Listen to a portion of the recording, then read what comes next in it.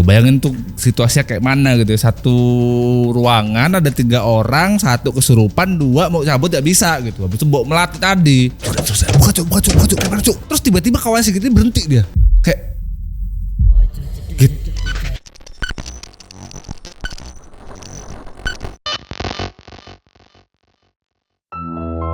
Selamat datang di Cerita Rijal Book. Setelah 2 bulan lamanya vakum, ini episode terakhir tuh 43 kalau nggak salah. 43 tuh kalau komentarnya, "Bang, gua udah balik-balik ke playlist ini tapi gak ada episode baru." Oke, hari ini kita akan kembali lagi membawakan sebuah cerita di episode ke-44. Ada sebuah cerita yang dikirimkan oleh Mas Sigit, dan kebetulan cerita inilah yang mengalami adalah beliau sendiri. 2015 di Jawa Tengah, waktu itu Mas Sigit ini masih semester 2. Nah, pengalaman Mas Sigit ini dalam 1 bulan tuh dia berpindah kosan tuh sampai 3 kali. 3-4 kali lah, lupa aku, sambil disimak aja lah ya. Nah, kenapa dia harus berpindah-pindah tempat Bang Jel selama 1 bulan? Karena setiap dia berpindah di satu tempat baru, di tempat lingkungan baru nih, selalu ada kejadian yang janggal dan gak ngerti dia ini kenapa kejadiannya tuh begini gitu. Karena kejadian pertama, tetangga kosan dia tuh jatuh sakit. Kejadian yang kedua, kosannya tuh kayak ada yang ngeberantakin tapi gak ada maling gitu. Sampai yang fatalnya ada yang sampai sakit dan kesurupan. Nah, kira-kira apa penyebabnya? Seperti biasa, siapin kopi dan juga cemilan. Sini gue ceritain.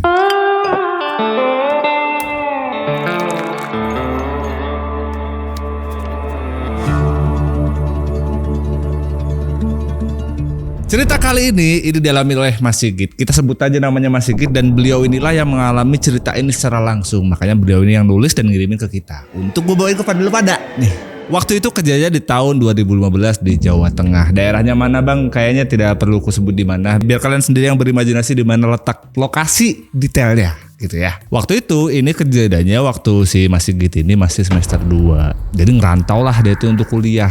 Dan selama dia ngerantau ini, nyarilah dia kos-kosan yang gak jauh-jauh dari kampusnya dia ini. Singkat cerita, tinggallah si Mas Sigit ini di kosan yang kuceritain tadi. Di kosan yang dekat sama kampusnya ini. Walaupun sebetulnya Sigit ini udah ngerasa gak nyaman banget di kosan ini dari semester 1 kemarin. Kenapa gak nyaman Bang Jal? Karena kosannya Sigit, pertama memang kosan itu bukan kosan yang mahal, jadi bukan tempat yang fasilitasnya bagus, private gitu, enggak, memang murah tapi agak amburadul gitu, acak-acakan. Dan tiap malam situasi itu enggak kondusif, apalagi kalau malam dia tuh butuh istirahat lah, butuh untuk nyiapin dia ngerjain nugas segala macem gitu. Tapi tiap malam tuh ada aja orang rame gitu depan kosan dia. Pertama, kosan dia ini bebas, jadi sering banyak lah mungkin orang yang sekitaran kosan situ juga yang bawa kawan, nginep lah berhari-hari di kosan itu gitu. Ada juga tiap malam nih, bahkan sampai jam 2 malaman, entah mereka pada pusreng lah, entah mereka pada gitaran, ketawa-ketawa itu bener-bener sampai subuh. Jadi si Sigit udah nahan situasi itu tuh dari semester 1. Kayak udah pengen pindah tapi nanggung gitu. Kayak tahun depan aja kali ya selesai semester 2, apalagi semester 2 baru jalan nih. Puncaknya waktu itu minggu-minggu UAS lah, minggu-minggu lagi UAS, dia harus konsen buat belajar nih biar dia bisa dapat IPK yang bagus. Tapi tiap malam nih yang gitaran depan kosan dia ini sekali 2 kali ditegur tuh nggak ngefek gitu loh. Masih aja tiap malam begitu aja sampai subuh. Yang tadinya si Sigit ini mau beresin tutup semester 2 dulu nih, habis liburan panjang baru dia nyari kosan lagi. Udah muak dia. Nggak bisa ya cuk, besok nih aku pindah lah, berisik kali tiap malam. Singkat cerita, besoknya betulan lah Sigit ini keluar lah, dia jalan nyari kosan. Balik dari kampus tuh dia gak langsung balik ke kosannya, dia nyari kosan dulu lah.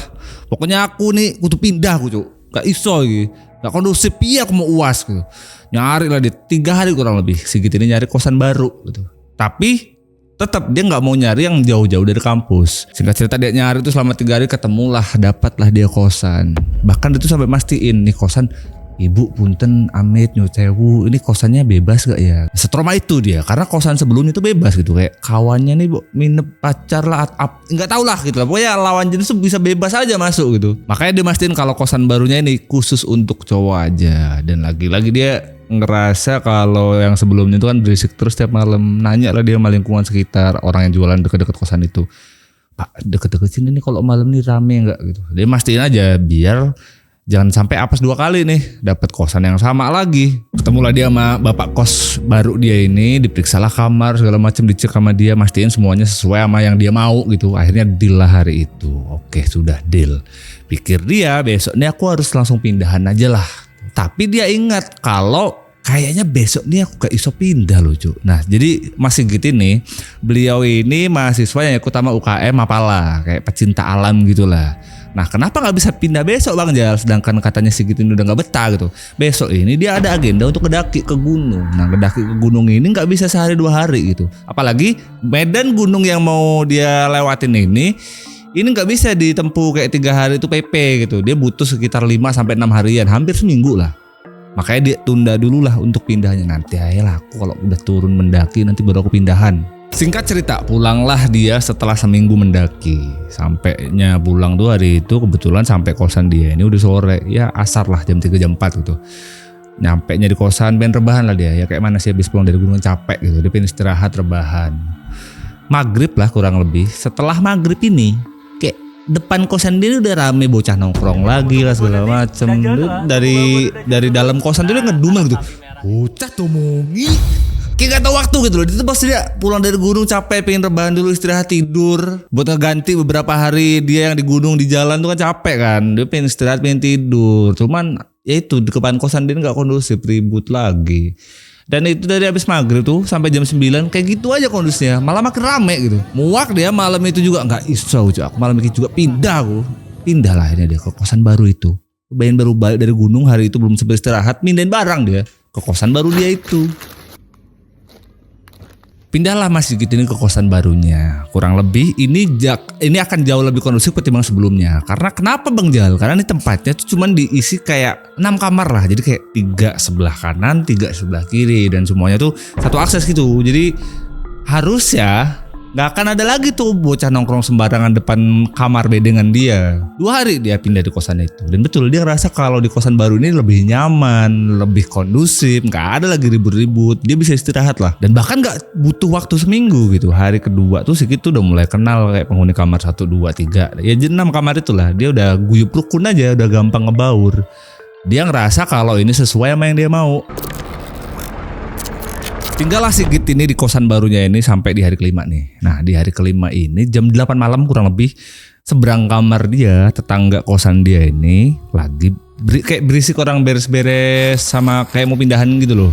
Tapi ditengok lah Mas Sigit, siapa nih gitu. Ternyata betul tetangga dia itu yang seberang kamar dia lagi beres-beres. Makanya kupikir ada apaan gitu. Ditinggal lagi lama dia buat istirahat. Nah gak lama Sigit ngerebain badan, motor tuh lewat masuk kosan dia tuh ngebut kosan dia, teriak-teriak, maling gitu. Sigit bingung dia. Keluarlah si Sigit ini dari kamarnya. Bahkan gak cuma Sigit lah, semua orang yang ada di komplek kosan dia ini juga pada keluar karena kaget ada yang teriak maling. Sampainya Sigit ini keluar, bingung dia karena yang teriak maling ini itu loh penghuni kosan seberang dia ini ya, sebutlah namanya Alam. Perasaan tadi lagi beres-beres gitu loh, kenapa sekarang teriak maling-maling? Ditanya lah Mas Sigit ini, ngopo cuk? Si Alam ini lah bilang sama si Sigit, gak tahu aku cuk, ini kamarku nih aku tinggal, aku baru balik loh dari kampus, tapi kau tengok lah nih acak-acakan kamarku. Sigit ngebatin dia, bukanya tadi nih dia habis beres-beres gak sih di kamar? Lah tadi bukanya beres-beres di kamar Lam. Beres-beres apaan, orang aku dia balik loh dari kampus. Dengar begitu semua penghuni kosannya si Sigit ini nih semuanya langsung meriksa kamarnya si Alam, takut ada barang-barang yang hilang. Sementara Alam kan masih bingung lah dia sama situasi itu. Bener aja semuanya tuh pada masuk ke kamarnya si Alam ini, dicek lah. Mereka sambil ngecek sambil nengok, bener tuh kamar tuh bener-bener berantakan gitu. Salah satu penghuni kosan itu tuh sampai nyeletuk, Lam coba dicek Lam, kali aja ada barang berhargamu yang hilang apa aja. Dicek Lam sama si Alam nih, uang terus laptop, semua barang-barang si Alam ini, barang-barang berharganya Alam ini gak ada yang hilang. Bener-bener masih utuh itu, masih di tempatnya masing-masing, ya walaupun berantakan lah. Tapi ya itu, kamar kosan dia ini berantakan banget. Enggak kok aman kok kata si Alam. Nah teman-temannya pada bingung, ini semuanya berantakan tapi betul loh kayak laptop segala macam itu aman, masih di tempatnya aja gitu. Coba dicek lagi lah gitu. Teman-temannya sambil bantuin kira-kira apa ya kira-kira yang hilang dan gak ada di situ gitu. Dicek lagi segala macam. Alam tuh ngerasa kalau aku yakin loh gak ada yang hilang nih, semua barangku tuh masih ada. Nah dari semua yang mereka periksa ini, satu yang paling janggal di kamarnya si Alam ini, semua buku-buku dia ini sobek, kayak disobek gitu. Cuman mereka juga mikir, ini kalau emang maling motifnya apa ya? Barang-barang gak ada yang diambil gitu, tapi buku-bukunya Alam disobek. Sebingungan kan penghuni kosan ini, nanya maksudnya ini siapa yang lihat kejadiannya gitu ya. Ada yang lihat gak tadi kejadian kayak mana gitu?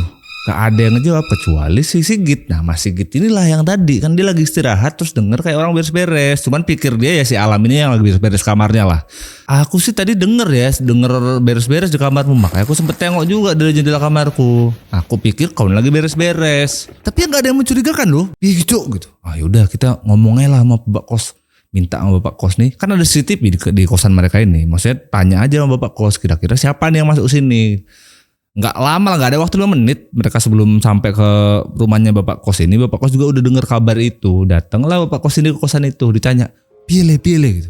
Ditanya lah, ini Pak tadi ada yang bobol masuk ke kamar segala macem. Ah Bapak kira-kira punya akses enggak CCTV-nya di kosan? Ah kebetulan banget nih, kosan itu CCTV kan ada yang di area depan kamar di dalam itu sama di luar. Yang di kamar ini nggak bisa diakses. Aduh, nggak bisa diakses sih. Tapi kalau CCTV depan ada, cuman kan kita nggak bisa tahu ya sih depan kan memang buat wira-wiri orang. Nah, tapi barang-barangmu gimana Lam? Tanya nama bapak kosnya. Ya alhamdulillah aman sih Pak, nggak ada yang hilang. Cuman kan jadi was-was Pak kalau nanti ada orang lagi yang masuk, orang asing gitu. Ya wes leh, habis ini yang hati-hati. Nanti Bapak Kos benerin CCTV-nya. Setelah Bapak Kos ini pulang lah nemuin para penghuni kosan ini, mereka lah balik ke kamarnya masing-masing. Bantuin Alam beres-beres lah. Habis itu udah pada Bapak Cuk tinggal aja istirahat, entar beresin lagi gitu. Baliklah kamarnya masing-masing. Sepanjang mereka balik dan masuk kamarnya masing-masing ini, Sigit ini kepikiran, apa ya motifnya? Kenapa ada orang asing masuk di kosan ini tapi gak ada barang satupun yang diambil? 4 hari setelah kejadian itu, malam lah, jam 1-an malam nih, udah tengah malam lah, si Sigit juga udah tiduran waktu itu. Udah ketiduran gitu jam 1 malam, ada yang ketok-ketok di kamar kosan dia ini. Nah, kosan ini kan cuma satu akses. Jadi kalau ada yang ketok-ketok di jam-jam segitu, udah gak mungkin tamu dari luar, pasti penghuni-penghuni kosan itulah. Bangunlah si Sigit ini, dia bangun dari tidur gitu, dicek sama dia dari jendela, siapa sih yang ngetok jam 1 malam gitu. Nah, ternyata Aldo ini kamarnya sebelahan banget sama kamarnya si Sigit. Karena tahu kalau itu adalah si Aldo, dibukalah sama pintunya. Tapi waktu dibuka nih, si Aldo ini ngos-ngosan gitu loh. Git tolongin Git.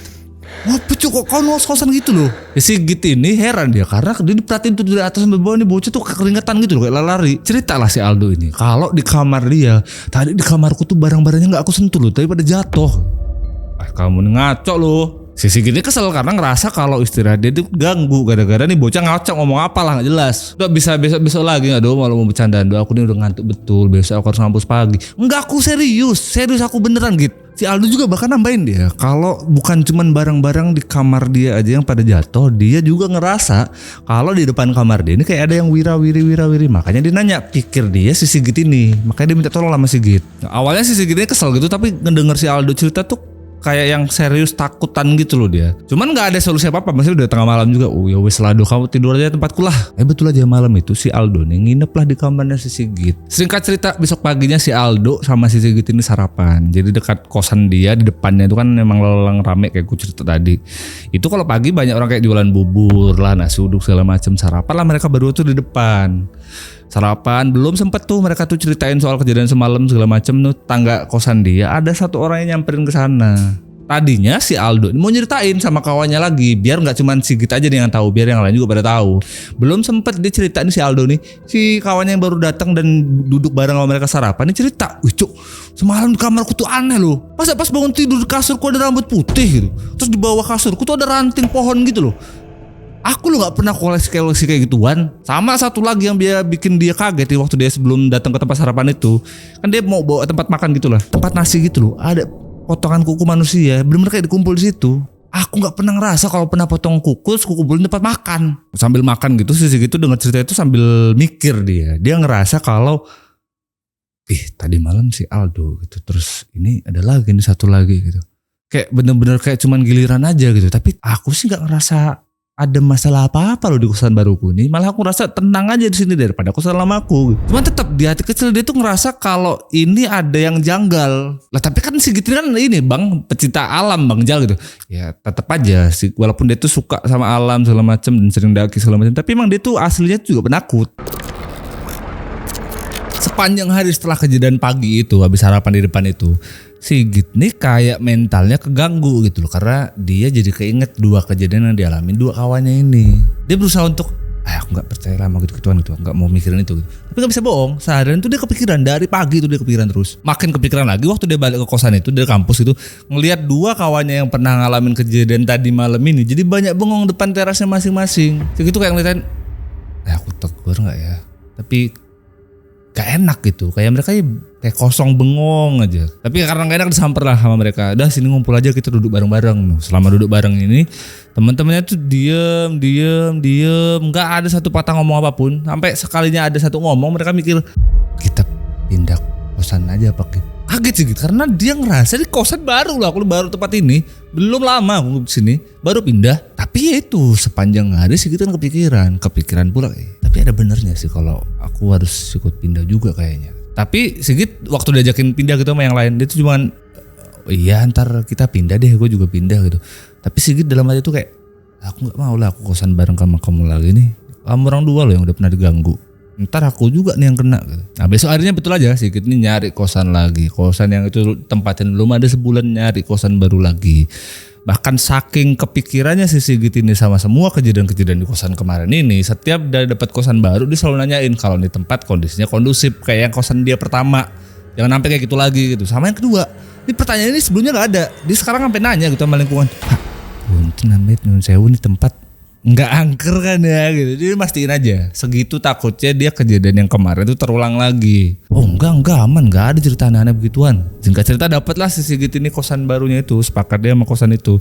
Pindahlah di kosan baru ini. Nah di kosan baru ini tempatnya lebih private lagi daripada sebelumnya. Ini lebih, dia kayak ngeblok U gitu. Jadi kayak 5 kamar, 2, 1 gitu. Nah ngeblok U lagi gitu. Ada beberapa blok, tapi satu blok itu hanya keisi 5 kamar. Gak butuh waktu lama pindah Sigit ini di tempat kosan baru ini, dan dia cepet banget adaptasi sama orang-orang yang ada di blok-blokan kosan itu, yang 5 kamar itulah. Karena dia memang sering join gitu loh sama mereka. Kalau mereka pada makan ngikut, ya malam itu warmindo segala macam pada ngikut. Seminggu pertama selama dia tinggal di kosan baru ini tuh semuanya berjalan lancar lah, nggak ada hal-hal yang aneh-aneh lagi kayak sebelumnya. Sampainya di hari ke-10 baru nih kejadian lagi. Jadi ada sekitar jam 8 atau jam 9 malam. Salah satu tetangga kosan dia, sebutlah namanya adalah Igun. Kita samarin semua karakternya ya. Si Igun ini tiba-tiba sakit. Nah yang tahu kalau si Igun ini sakit siapa Bang Jal? Jadi jam-jam 8, jam 9 itu udah pada masuk kan, udah pada tidur masing-masing, udah mau menuju istirahat masing-masing lah. Tiba-tiba ada satu kawan tetangga dia yang ngetok-ketok kamarnya si Sigit ini. Git tolongin Git. Sigit lah keluar dari kamar. Kenapa? Si Igun sakit. Nah si Sigit ini bingung karena sore tadi loh. So dari siang sampai sore tadi tuh si Igun tuh bareng sama Sigit dan sehat-sehat aja gitu. Ngaco kamu nih, tadi lu masih bercanda-bercanda sama aku, lu ketawa-ketawa, masa sakit? Nah yang tahu si Igun ini sakit temennya ini. Jadi temennya ini tadinya mau ke kamarnya si Igun mau minjem barang. Biasa anak kosan tuh kan tukar-tukar barang segala macem. Dia ke kamarnya si Igun ini mau minjem barang karena dia ngerasa ada motor di depan, terus kamarnya si Igun ini juga nyala. Berarti nih orang pasti di dalam, nggak mungkin lagi di luar. Tapi diketok-ketok tuh nggak ada respon, nggak ada apa gitu. Tapi memang kebetulan kamarnya si Igun gak dikunci, makanya langsung dibuka lah sama kawan yang mau minjem barang ini. Begitunya dibuka, di dalam tuh si Igun tuh udah kapar gitu loh, sama napasnya tuh kayak sesek gitu. Makanya dia minta tolong sama Sigit sama yang lain. Piye cok, ya udah bawa IGD lah gitu. Akhirnya dibawa lah sama penghuni kosan yang letter U tadi ini ke IGD si Igun ini. Sampainya di IGD diperiksa sama dokter. Dokter lah bilang sama mereka ini, sama kawan-kawannya si Igun ini, temenmu nih kayaknya kena asma. Kalau dilihat dari semua indikasinya ini harusnya asma gitu. Nah kebetulan di kosan itu 5 kamar itu salah satunya itu ada kawan Igun dari SMP. Dok, gak ada riwayat asma loh. Ini anak dari SMP tuh aku udah bareng gitu. Gak pernah aku denger dia sakit asma. Atau sebelumnya ada insiden gak nih? Soalnya temenmu nih, kawanmu ini dadanya tuh kayak lebam gitu loh. Mungkin itu yang bikin dia jadi sesak napasnya. Tapi kawan-kawannya ini yang dikasih tahu sama dokter kalau di dadanya itu ada lebam pada bingung. Lebam gitu. Kalau ada lebam atau ada apa, masa gak ada tanda-tandanya sih, ya mungkin batuk atau apa. Karena seharian bareng tadi sama si Sigit, dia gak ngerasa kalau si Igun tuh ada batuk atau asma. Diajak lah mereka ini masuk buat meriksa sendiri, ngeliat sendiri gimana kondisinya si Igun ini. Betul aja waktu dicek tuh dadanya tuh ngelebam merah biru gitu. Sepanjang ngelihat kondisinya si Igun ini, Sigit ini ngebatin dia. Betul loh, tapi di dadanya ada yang lebam gitu. Nah yang bikin si Igun ini ngerasa kalau ada yang gak beres lagi, yang lebam di dadanya si Igun ini bentuknya kayak telapak tangan gitu loh. bukan karena kayak dia jatuh kebentur apa, bener-bener kayak tangan, tapi ya samar, nggak secara jelas bentuknya kayak telapak tangan. Ini semua kawan dia ini yang lihat si Igun tuh kaget, bener-bener kaget, kok bisa ya ada begitu gitu. Cuman yang lainnya cuman kaget dan heran aja karena si Igun kan nggak pernah cerita gitu. Nah si Sigit ini beda dia mikirnya kayak ini sih janggal ya, tapi cok aku nih udah pindah kosan pengen telu cok, mau angker kabeh gitu. Tapi dia cuma ngebatin aja dalam hati tuh. Ya wes cok, kita bagi tugas saya. Ini siapa yang mau jaga gitu. Yang lain pada pulang deh. Jadi biar kosan gak sepi. Jadi ada yang jagain si Igun, yang lain pada pulang aja. Satu orang aja lah gantian gitu. Ada satu orang lah ngawanin si Igun nih. Yang lain pulang termasuk si Sigit. Sepanjang Sigit nih pulang dari IGD itu ke kosannya, itu kepikiran terus yang tadi. Cok, masa nih angker lagi sih. Kesel lah, ini nyari kosan baru terus. Udah sampai lah mereka ini bertiga lah, berarti kan ada 2 yang di rumah sakit, 3 orang di balik, nyampe nya kosan. Wis cuk, pada tidur aja istirahat tuh. Jadi mereka pada pamitan masuk kamarnya masing-masing. Baru nutup pintu sisi gitu, baru nutup pintu ada teriak-teriak lagi dari depan. Apa cuk, kenapa cuk? Jadi kan 2 kamar kan, 2 kamar kanan, 2 kamar kiri, terus habis itu letter U nih, 1 kamar sebelah tengah gitu. Ya yang penghuni kamar yang tengah inilah yang teriak-teriak. Disamper sama Sigit sama satunya tadi. Mereka inilah berdua nih ngumpul di tempat yang kamar tengah tadi itu. Sampai sana kaget dia. Cuk, tolong cuk, kamarku lu berantakan gitu. Perasaan tadi kita tinggal gak ada uang toh. Betul aja waktu nyampe di kamar itu Sigit masuk tuh bener-bener berantakan banget, semuanya bener-bener piring pada pecah lah, barang-barangnya pada berantakan. Ada 2 hal yang janggal yang dirasain sama Sigit. Yang pertama di tembok itu kayak ada bekas-bekas cakaran gitu. Dia tahu betul kalau di antara mereka berlima ini di blok itu nggak ada yang pelihara kayak kucing atau apa. Lagi juga kalau dilihat cakar-cakaran yang nggak mirip sama cakaran tangan kucing. Sama satu lagi, ini yang paling bikin si Sigit ini makin ngerasa kalau semuanya makin tidak betul, makin nggak beres nih. Karena di kosan sebelumnya, yang pertama itu kan yang kawan dia ada yang kayak kemalingan dan gak ada yang barang hilang tuh kan kertasnya pada disobek itu buku-bukunya. Itu kejadian lagi sama betul sama yang sekarang nih. Jadi di kamar itu gak ada pula barang yang hilang. Cuman yang tadi ada cakar-cakar sama satu lagi buku-buku semuanya itu kesobek. Betul-betul kejadian sama persis kayak sebelumnya. Dia ngerasa udah ini bukan maling, ini gak betul nih, ada yang gak beres sudah pasti. Dia semua perasaan itu cuma disimpan aja sama Sigit. Dia tahu betul kalau kejadian ini sama kayak kosan dia sebelumnya. Tapi ini kalau aku cerita semuanya, Bang Jala, kalau aku cerita semua kejadian kosan ini malam ini sama waktu itu sama, ini anak-anak yang lain ini pasti pada nuduh aku pasti. Makanya gak cerita lah, dia disimpan sendiri lah sama dia. Dipanggil lah Sigit nih, Git, kok malah bengong lo gitu. Itu Sigit tuh ngebatin yang tadi itu sambil bengong gitu dia. Udah sini bantuin beresin gitu. Akhirnya mereka bertiga nih beres-beres lah kamar itu. Sigit juga bantuin dia, dibantuin beresin segala macem. Salah satu teman itu nyeletuk, aku nih bingung loh, gak ada lo barang hilang tapi kertasku tuh pada sobek gitu. Sigit yang tahu betul kejadian itu sama. Iya kok bisa gitu ya cok gitu. Padahal dia tahu tuh. Terus sambil beres-beres tuh mereka bertiga, tiba-tiba di pintu kamar itu langsung kayak angin kencang tuh masuk gitu. Bus gitu, habis itu pintu kamar itu ketutup. Kaget lah mereka bertiga tuh. Langsung pada ngeliatin ke arah pintu. Salah satu di antara mereka nyamper langsung ke pintu buat ngebuka. Tapi itu pintu gak bisa dibuka. Cok, kok pintu gak bisa dibuka? Iso cok, buka lah tuh, dorong gitu. Bener gak bisa dibuka cok gitu. Jadi pintu itu gak bisa dibuka. Tapi jendela dia tuh tipikal yang gini loh, yang di slide dan nyamping gini. Jadi udara tuh masih bisa masuk tapi nggak bisa dibuka jendelanya. Yang ngebuka pintu ini dia bercerita kalau dia ngerasa nih baunya bau melati. Kamu pada bau melati nggak sih? Gitu udah emang dari awal tuh pikiran dia udah kemana-mana nih denger itu. Dia juga ngerasa tuh kalau bau melati yang dicium sama kawannya nih yang lagi buka pintu juga sama. Yang dia rasa juga begitu gitu. Kayak mana? Nggak tahu gitu kayak mana nih gitu. Buka pintu segala macem. Nah tapi temennya dia ini yang punya kamar ini lu nggak respon apa-apa. Dia kayak jongkok aja tapi beresin buku tapi nggak nengok ke belakang atau apa gitu. Cok, kok kan diem aja sih cok. Jadi temennya ini bener-bener gak respon gitu loh. Sekalinya dia nengok gini ke arah Sigit sama kawannya yang di pintu tadi tuh malah ketawa dia.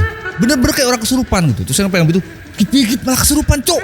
Kayak mana cok? Akhirnya buka tuh pintu sama mereka berdua tuh sama Sigit sama ini. Gak bisa tapi. Padahal mereka bener yakin betul kalau tadi pintu tuh gak dikunci loh, bener-bener nutup sendiri aja. Kawannya tadi satu kayak mana Bang Jel? Ya udah dia cuma dongkok ngeliatin mereka berdua di pintu gitu sambil ketawa-ketawa gak ngerespon apapun.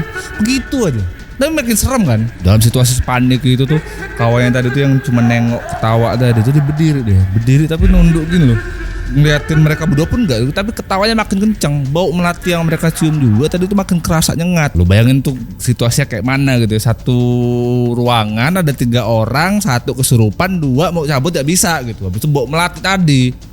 Depan, cuk buka cuk, gak bisa cuk, kayak mana caranya? Jadi tengah-tengah kepanikan itu si Sigit ini sama kawannya itu masih berusaha untuk membuka pintu gitu. Buka cuk, kayak mana cuk? Terus tiba-tiba kawannya Sigit ini berhenti dia, kayak Git, kan kerunggak suaranya. Sigit bingung, suara apa sih cuk? Ayo buka cepet buruan gitu. Jadi setengah antum mereka berdua tuh, tadi ada suara nenek-nenek kok gak denger gitu. Apa sih? Ayo cepet dibuka, gak denger apa-apa aku. Nih mereka berdua tuh makin panik gitu. Apalagi kawan dia tadi yang kesurupan tuh bukannya sadar tuh makin kenceng ketawanya. Terus situasi di ruangan itu kayak barang-barang tuh kayak kelempar jedar gitu.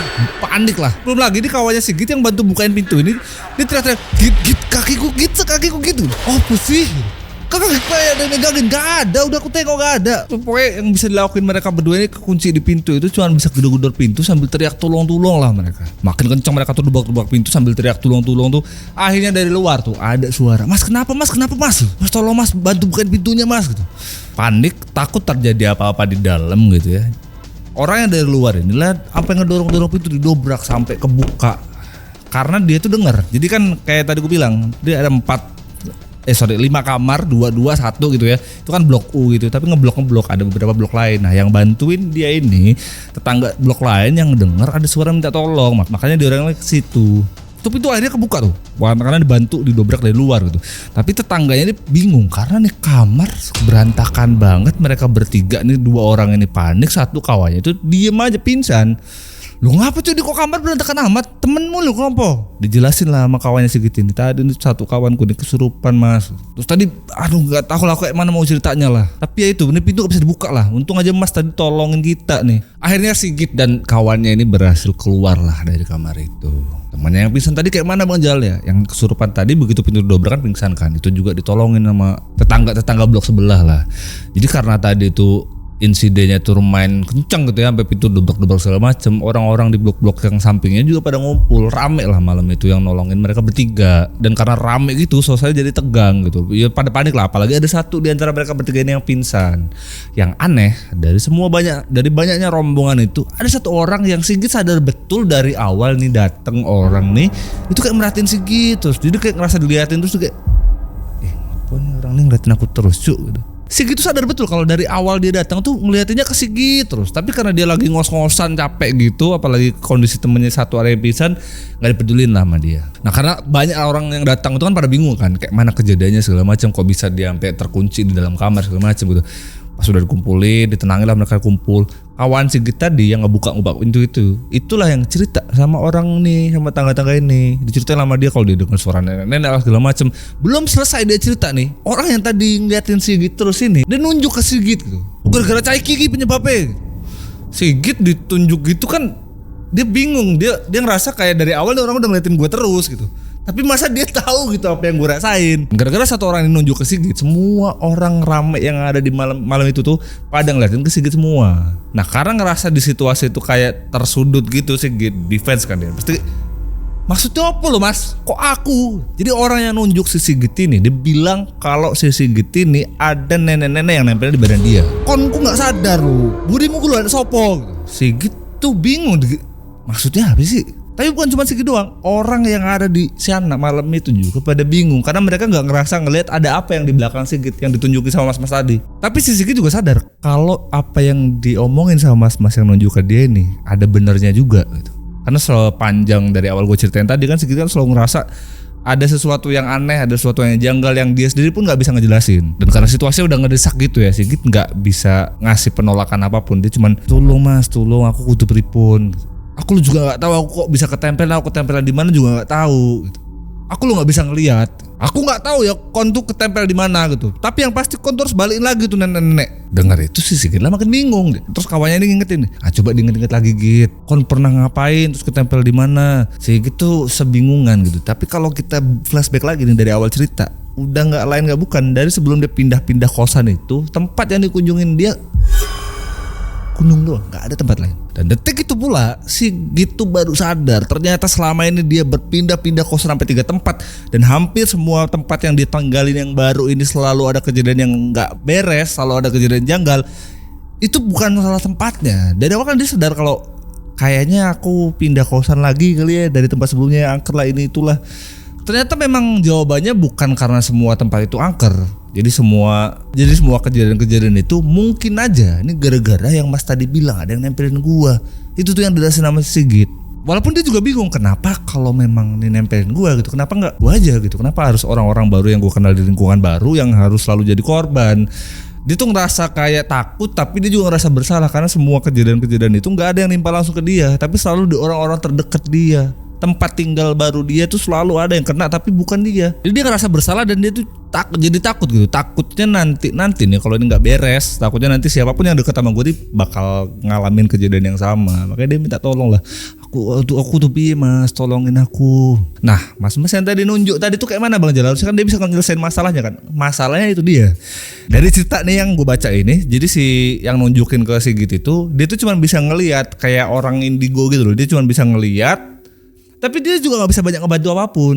Sepuro nih Mas, aku gak bisa bantu apa-apa. Aku memang tahu, aku ngelihat, tapi aku gak bisa berbuat apa-apa. Tapi karena Sigit udah yakin banget kalau ini semuanya penyebabnya dari gunung itulah, akhirnya dia memutuskan untuk balik lagi untuk ngembalin apa yang udah nempel di badan dia. Setelah kejadian malam itu, tapi Sigit juga bingung. Gue harus memulai dari mana Mas? Gue juga gak tahu nih gue ketempelan di mana dan karena apa. Masa gue tiba-tiba harus ke gunung gitu. Makanya dia inisiatif lah untuk secret di kampus tempat Mapala dia ngumpul, kan banyak abang-abangan. Ceritalah dia semua kejadian-kejadian itu sama abang-abangannya ini. Pokoknya diceritain lah semua kejadiannya. Tapi abang-abangan dia yang di kampus ini gak ada yang percaya. Bener-bener satu pun gak ada yang percaya, kayak cuma bercandain aja gitu. Sampai akhirnya si Sigit nih, aku teleponin lah Mas kalau gak percaya gitu. Jadi kemarin kawan dia sampai pingsan, kesurupan segala macem, itu telepon sama dia untuk ngomong langsung sama abang-abangan di kampus ini biar semua cerita yang dia ceritain ini valid, barulah abang-abangan dia ini pada percaya gitu atas apa yang sedang terjadi sama si Sigit ini. Baru tanyain lagi Sigit, oke, aku percaya Sigit, tapi kon tuh abis ngopo di gunung? Gak mungkin kalau gak ada kejadian apa-apa, tapi kok bisa ketempel begini? Aku gak ngerti Mas, aku juga gak, perasaan aku gak ngopo-ngopo di gunung. Coba diinget-inget lagi Git. Setelah dicecer pertanyaan-pertanyaan sama abang-abangan ini, barulah Sigit ini bilang kalau waktu dia ngecamp subuh-subuh gitu dia boker lah. Habis boker itulah dia kepikiran untuk ya BAB lah, kayak mana sih orang mau boker gitu. Dia BAB tapi nggak di sungai atau di kali gitu loh dia, karena emang kebetulan dari sumber air tuh lumayan jauh gitu. Karena masih subuh pula, ya udah yang paling dekat adalah bawah pohon. Nah di bawah pohon itulah dia buang hajat di situ. Tapi dia bilang kalau aku ya terpaksa aku harus buang hajat di situ Mas, tapi udah aku gali, udah aku timbun lagi kok. Ngawur kau nih. Coba kau ingatlah tempatnya di mana, kita siap-siap ke sana. Akhirnya tuh di secret itu tuh ramai mereka untuk balik lagi ke tempat pohon yang dia buang hajat itu. Hari itu juga Sigit nih sama senior-seniornya nih berangkatlah ke tempat di mana Sigit ngerasa kalau ngelakuin kesalahan itu. 10 orang lah kurang lebih. Mereka tuh memutuskan untuk ngecamp lagi ke sana, balik lagi ke sana nemenin Sigit. Seniornya dia juga pada kasihan gitu. Karena Sigit tuh kayak, ya lu bayangin lah segitu banyak kejadian pasti ada yang keganggu sama mental dia. Ditemenin, dianterin lah ke sana ngecamp lagi. Ngecamp lagi lah 10 orangan ke sana tuh. Selama nyampe ditanya betul-betul, iki bener tempatnya bukan gitu. Iya Mas, bener Mas di sini gitu. Nah, di dekat pohon-pohon itulah akhirnya mereka memutuskan untuk ngecamp. Selama ngecamp di sana semalaman itu mereka semuanya kayak bikin pengajian gitulah di dekat pohon itu. Bahkan saking rasa bersalah si Sigit ini ngaji lah dari situ tuh sampai subuh dia. Sampai akhirnya besoknya nih mereka semuanya lah balik lagi ke kampus. Setelah kejadian itu kayak mana Bang? Jelas setelah kejadian itu Sigit ini belum selesai gitu loh. Dia ngerasa masih dalam hati itu masih kayak ngerasa bersalah. Dia juga masih belum yakin karena gue nggak tahu nih gue harus dari mana ceritanya. Gue bisa mastiin nih masih ngikut gue apa enggak gitu. Kepikiran dia sampai 2 hari lah ada kepikiran. Sampai dia kepikiran lagi, satu-satunya cara gue harus ketemu sama orang yang kemarin nunjukin ke gue, yang dia bilang dia ngeliat nenek-nenek lah apalah gitu. Akhirnya adalah dia ketemu sama orang itu buat mastiin nih masih ada sama gue apa enggak gitu. Nah setelah ketemu dia cerita kalau aku udah habis dari gunung lah, habis ngaji segala macem lah. Nah kira-kira iya Mas aku masih ada yang nempel enggak? Ada jawab sama dia udah nggak ada lagi. Seneng si Sigit ini ngedenger kabar itu kayak ngerasa lega gitu kalau Ya semoga aja setelah ini gue gak nebulin masalah-masalah baru di tempat baru gitu ya. Belum selesai nih dia pulang dari ketemu ini nih. Belum selesai dia balik ke kosan, dia dapat kabar telepon dari temennya kosan yang kedua tadi. Nah si Igun, kok masih gak ada satu teman dia yang sampai sakit dibawa ke IGD. Nah mereka itulah yang telepon si Sigit. Ngapain Bang Jal? Jadi mereka ini ngasih kabar kalau si Igun tadi yang dadanya tuh kayak sempat ada tangan gitu, itu udah gak tertolong lagi karena ternyata di diagnosa tuh dia kayak abis asma, itu serangan jantung, meninggal dunia. Dia dapat telepon cuma buat ngabarin itu. Jadi Sigit yang tadi ngerasa kayak udah lega gitu ya, dia sekarang justru makin ngerasa bersalah. Kayak ini gara-gara aku gak sih? Gitu kurang lebih cerita yang dikirimkan dan ditulis oleh Mas Sigit. Ya menurutku sih gak harus nyalain diri sendiri sih Mas. Maksudnya kan gak tahu ya, maksudnya namanya umur kan bukan ranahnya kita gitu. Tapi kayak the moral of story sih ya, dimana bumi dipijak di situ bumi dijinjing gitu kan harusnya kan. Ya, lagi lu boker sembarangan, Toman.